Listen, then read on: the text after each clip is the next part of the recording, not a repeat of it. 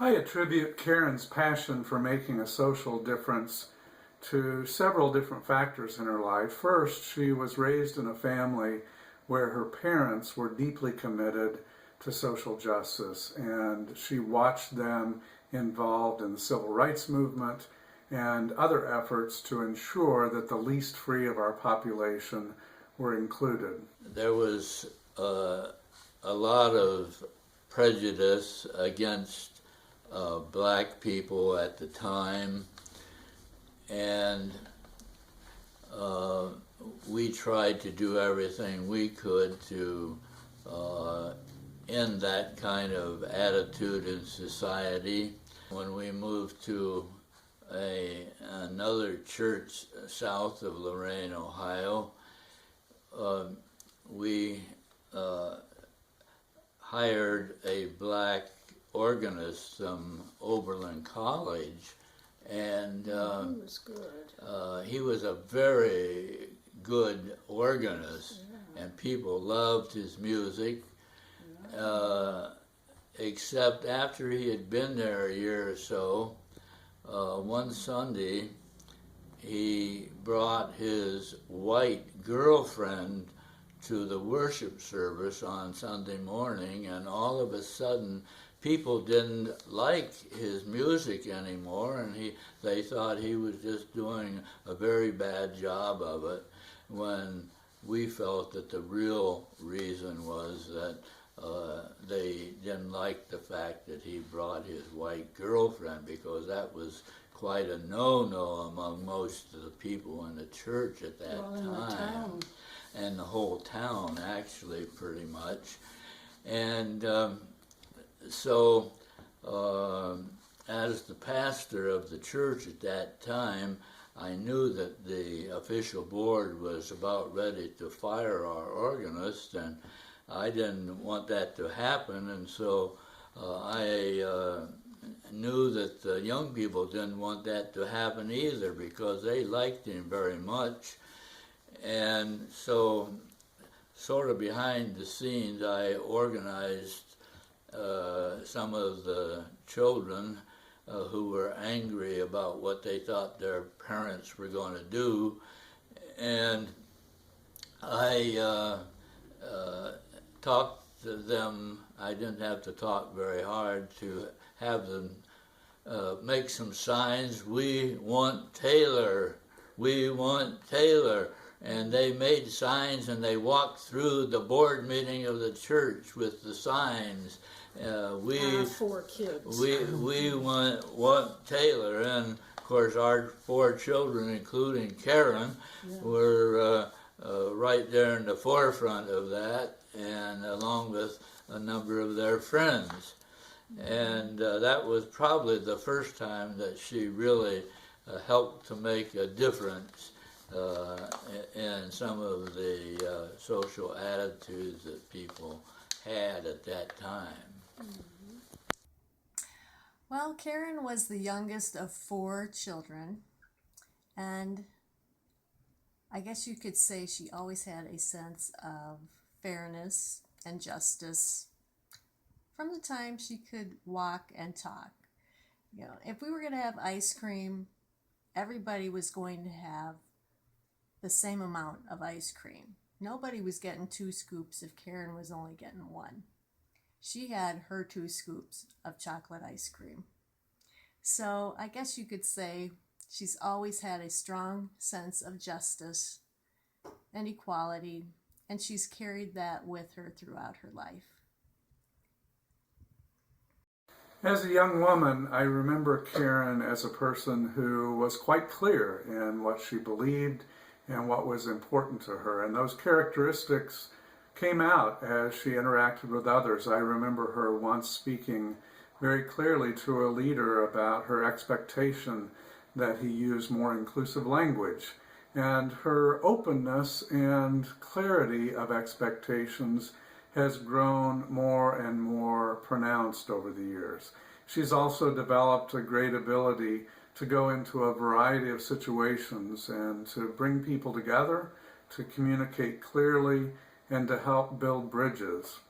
In 2011, the LGBTQ Coalition of Southern Arizona decided to go after one of its goals at the time, which was to educate people about LGBTQ issues, specifically in healthcare, behavioral healthcare, but healthcare overall. And we had a conference on our strategic plan for years, but hadn't really been able to get to it because of lack of funding and lack of people power to do it. And that year in 2011, Karen and I decided to tackle the conference. And so it started out with Karen and I looking at each other in a room, thinking about how are we going to do this? How are we going to create this conference, and will people come? And so after Karen and I met, people started to really show interest, and now we have a really great group of core people who are dedicated to putting on this conference year after year because of the importance of understanding LGBTQ healthcare and all of the other issues that LGBTQ communities face. So I first heard about Karen Chatfield from my partner. They worked together at La Frontera for about 21 years, and she would always call her my Karen, in quotes, my Karen. So my partner would tell me stories that would always start with, my Karen did this, my Karen did that, my Karen organized this potluck with, somebody from Iran to talk about, that particular culture. And I finally got to meet Karen, my Karen, in 2004 when I joined the Cultural Advocacy Committee at CPSA. So it was clear after meeting her that everything I'd heard about my Karen was true. I got to know Karen a lot better, and about her being a champion for the LGBTQ community and other disenfranchised groups when we would drive back and forth to Phoenix, which is a 2-hour drive up and a 2-hour drive back, to go to the LGBTQ State Advisory Committee. So on those 4-hour trips, I learned that we share a passion for including cultural awareness in the work that we do, but more importantly, we share a passion for Indian food. We would always plan in advance where we were going to have our lunch on the way back from the meetings, and every time it was a different Indian food restaurant. So Karen, I will miss your calm and your passionate dedication to inserting diversity into all that you do. You will be greatly missed. I've enjoyed working with you in all different capacities and collaborating with you, and it's so obvious that you have been so appreciated and respected in this community.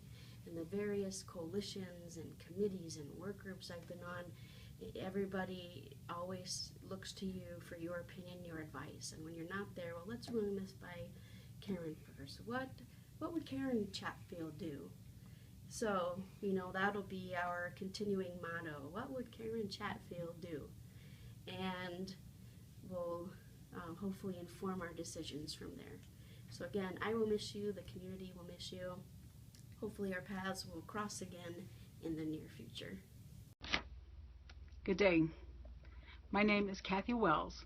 I'm the Chief Operating Officer for La Frontera Center, and I've been a co-worker of Karen's for over 18 years, and she's been with the corporation several years more. As many of us in the corporation, we share the disbelief and sadness that Karen's journey has taken her away from us and the Tucson community. Karen has had many titles and job titles and responsibilities, including being a better friend to me than I have to her. There is no simple way to describe her accomplishments. She is like the new age super person. Notice, I did not say superwoman. Karen would say, labels have limitations. But I think we'll always think of Karen as a divine person with a good book of knowledge. Just like Thor and his hammer. Break a policy, pow! The good book will pull out. Unkind to others, pow! The good book. An incomplete sentence, pow! The good book. Oh my God, I got whiplash from that one. Lessons learned from Karen: accept all, whenever and however all presents themselves. My parting message: Peace out, safe travels, and love.